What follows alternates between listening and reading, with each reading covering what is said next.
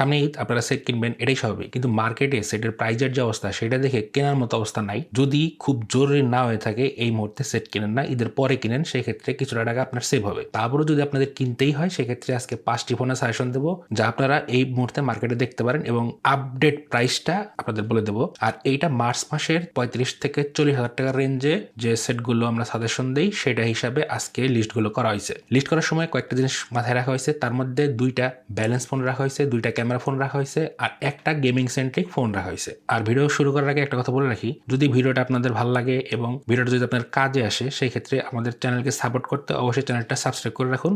আর নতুন নতুন রিভিউ এবং এই টাইপের ভিডিও আনার জন্য আপনাদের হেল্প খুবই দরকার। তো চলুন ভিডিও শুরু করি। ফার্স্টে যে ফোনটা রাখছি সেটা ব্যালেন্স একটা phone, Redmi note 15 pro plus. Redmi note 15 pro plus বাংলাদেশে মোটামুটি বেশ জনপ্রিয়। এইটা অফিসিয়াল আনঅফিসিয়াল 2টা ভেরিয়েন্টই বাংলাদেশে অ্যাভেলেবল আছে। এইখানে সিলেক্ট করা হয়েছে আনঅফিসিয়াল ভেরিয়েন্টটা 12/256 GB চাইনিজ, যেটা সেটা আপনারা পেয়ে যাবেন 34,390 টাকার মধ্যে।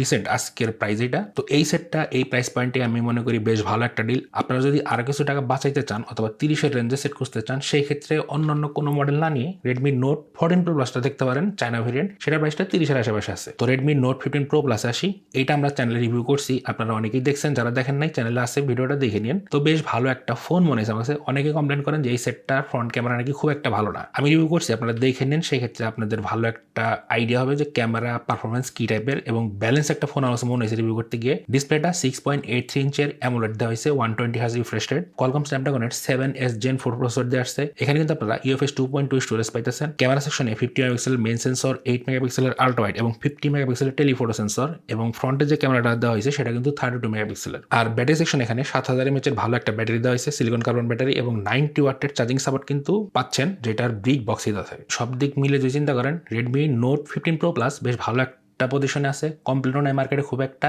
সবচেয়ে ভালো দিক হচ্ছে এই সেটটা আপনি ক্যামেরা বলেন এবং ডে টু ডে যে টাস্কগুলো আছে সেগুলো বলেন এবং ব্যাটারি ব্যাকআপ বলেন, সব দিয়ে কিন্তু একটা ব্যালেন্স ফিডব্যাক পাবেন এই সেট থেকে, এবং এটা রিপোর্টও বেশ ভালো। তো রেডমি নোট 15 প্রো প্লাস দেখতে পারেন। সেকেন্ডে যে ফোনটা রাখছি এটা স্যামসাং এর একটা ফোন, এটা dedicated camera centric phone, Samsung Galaxy A36। তো স্যামসাং গ্যালাক্সি A36 5G এই টাইমেও বেশ রিলেটেবল বললো প্রাইস অনুযায়ী। তো এইটার 8/256 GB প্রাইস বর্তমানে মানে আজকের ডেটে 35,800 টাকার মতো। এখানে আপনারা 6.7 ইঞ্চের একটি সুপার অ্যামোলেড ডিসপ্লে পাইতেছেন, 120Hz রিফ্রেশ রেট আছে এখানে। কোয়ালকম স্ন্যাপড্রাগনের 6 Gen 3 পাইতেছেন, যেটা মোটামুটি ঠিকঠাক আছে। UFS 2.2 স্টোরেজ এবং ক্যামেরা সেকশনে 50 মেগাপিক্সেলের মেইন সেন্সর, 8 মেগাপিক্সেলের আল্ট্রা ওয়াইড এবং 5 মেগাপিক্সেলের ম্যাক্রো শুটার পাইতেছেন, এবং ফ্রন্টে থাকতেছে 12 মেগাপিক্সেলের ফ্রন্ট ক্যামেরা। এখানে 4K ভিডিওর সাপোর্ট আপনারা পাইতেছেন, এবং ব্যাটারি কিন্তু স্ট্যান্ডার্ড ঠিকঠাক আছে, 5000 mAh এর ব্যাটারি। আর 45 ওয়াটের চার্জিং সাপোর্ট পাইতেছেন, যেটা বিগটা বক্সে দেওয়া থাকে না, কারণ স্যামসাং এখন বিগ টিক দেয় না। তো এই সেটটা ফুললি ক্যামেরা সেন্ট্রিক যারা ফোন খুঁজতেছেন, ক্যামেরা এখন খুব ভাইটাল সবার জন্য, কারণ ক্যামেরা ইম্পর্টেন্ট জিনিস, ডে টু ডে লাইফে খুব ইউজ হয়। তো আমার কাছে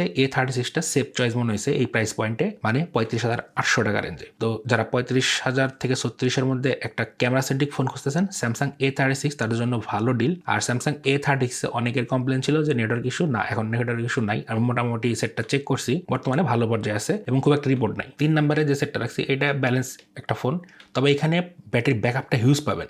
গেস করতে পারতেছেন কোনটা? অনেকে গেস করে ফেলছেন, সেটা হচ্ছে রিয়েলমি P4 পাওয়ার। তো রিয়েলমি P4 পাওয়ার এটা রিসেন্টলি লঞ্চ হয়েছে, রিয়েলমির একটা ফোন, এটা কিন্তু গ্লোবাল ভেরিয়েন্টের ফোন। তো এইখানে হাইলাইটেড হচ্ছে এটার ব্যাটারিটা 10,001 mAh এর সিলিকন কার্বন ব্যাটারি দেওয়া হয়েছে, যেটা হিউজ একটা ব্যাটারি।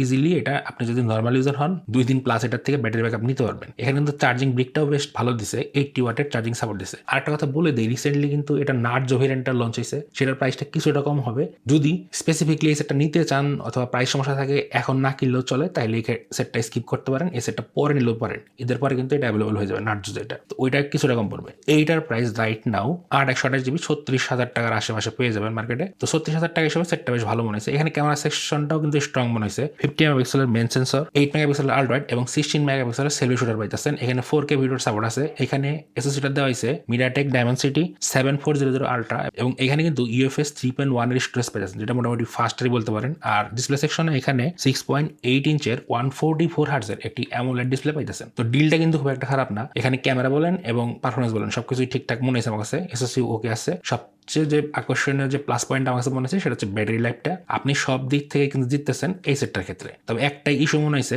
কারণ এইটার আপনার 256 ভেরিয়েন্টটা মনে হয় মার্কেট অ্যাভেলেবল না। এইটার 8GB 128GB অ্যাভেলেবল আছে, যেটা 36,000 টাকার মতো পড়ে। টোটাল। তো এই জিনিসটা খেয়াল করে কিনেন, আর যদি না কিনলেও চলে এই টাইমে তাহলে এটি স্কিপ করতে পারেন। 4 নম্বরে সেটটা রাখছি, এটা ক্যামেরা সেন্ট্রিক ফোন, এইটা মোটরোলার একটা ফোন।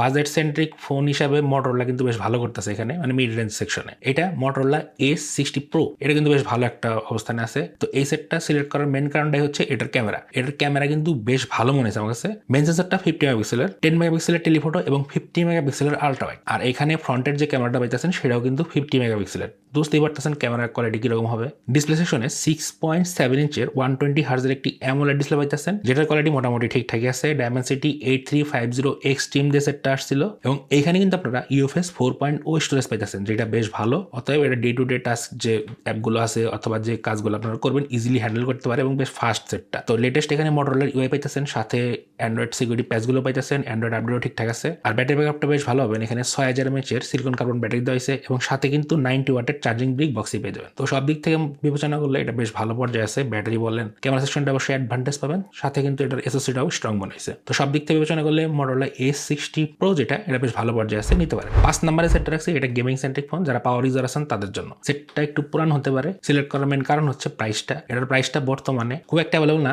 মার্কেটে খুব কম অ্যাভেলেবল আছে। তো আমি যে যাতে প্রাইসটা নিছি এটা আজকের প্রাইস, এখন পরবর্তীতে কি হয় জানি না। সেটটা হচ্ছে আইকোনিও 10 কিন্তু আপনারা অনেকেই সেটটা সম্পর্কে জানেন, খুব ভালো একটা সেট, বেশ ভালো পারফর্ম করতেছে, কোনো রকম ইস্যু নাই সেটটাতে। এবং যারা ইউজ করতেছেন তারাও কমেন্টে ফিডব্যাক জানান সেটটা কিরকম আপনাদের কাছে। তো এই সেটটা 12/256 GB চাইনিজ ভেরিয়েন্ট যেটা, সেটা কিন্তু 41,900 টাকার আশেপাশে পেয়ে যাবেন রাইট নাও। তো এইটা সিলেক্ট করার মেন কারণই হচ্ছে এটার মানে পারফরমেন্সটা। এটার একটা উইক পয়েন্ট আমি আগে বলে দিই, এটার মধ্যে কিন্তু IP রেটিং নাই, এটা আপনাদের আগেই বলে দিলাম। এখানে ডিসপ্লে সেকশনে 6.78 ইঞ্চের 144 হার্টজের একটি LTPO অ্যামোলেড প্যানেল পাইতেছেন, যেটার ব্রাইটনেস বেশ ভালো এবং বেশ স্মুথ সেটটা। আর এখানে কোয়ালকম স্ন্যাপড্রাগন 8 Gen 3 দেওয়া হয়েছে। এখানে UFS 4.1 পেতেছেন, তো 4.0 ধরে রাখেন, এখানে কিছু কনফিউশন আছে। ক্যামেরা সেকশনটা মোটামুটি ঠিকঠাক আছে, 50 মেগাপিক্সেলের মেন সেন্সর, 8 মেগাপিক্সেলের আল্ট্রা ওয়াইড এবং 16 মেগাপিক্সেলের সেলফি শুটার পাইতেছেন। আর ব্যাটারিটা মোটামুটি ঠিকঠাক আছে, 6100 mAh এর সিলিকন কার্বন ব্যাটারি এবং সাথে 120 ওয়াটের একটা হিউজ চার্জার পাবেন, যেটা খুব তাড়াতাড়ি এটাকে চার্জ করে। তো এইটার ইউজার এক্সপিরিয়েন্স বেশ ভালো, কমপ্লেন খুব একটা নাই এটা নিয়ে। টুকটাক একটা কমপ্লেন আসছে, সেটা হচ্ছে কিছু ইউনিটে, মানে কিছু সেটে গ্রিন লাইন পড়ছে, এবং এমনটা খুবই কম। আপনারা অনেক হয়তো শুনেন নাই, আমি 2-4টা জায়গায় চেক করছি, হ্যাঁ কিছু ইউনিটে পড়ছে। তো এইটা আমি আগেই ক্লিয়ার করে দিলাম যাতে আপনাদের পরে কোনো কনফিউশন না হয়। তো যারা পাওয়ার ইউজার আছেন, যারা প্রচুর গেমিং করেন, ভিডিও এডিটিং করেন, বেশ পাওয়ারফুল একটা সেট দরকার, তাদের জন্য আমি মনে করি 41 থেকে 42,000 টাকা রেঞ্জে আইকোনিও 10 চায়নাটা বেশ ভালো একটা ডিল হতে পারে। তো যাই হোক, এই ছিল আজকে টপ 5 অ্যারাউন্ড 35 থেকে 40,000 টাকার রেঞ্জে যে ফোনগুলো, সেগুলোর মার্চ 2026-এর আপডেট প্রাইস। ভিডিও ভালো লাগলে অবশ্যই লাইক কমেন্ট শেয়ার করেন, আর নেক্সটে কি ভিডিও দেখতে চান কমেন্ট সেকশনে জানান। দেখা হচ্ছে নেক্সট ভিডিওতে।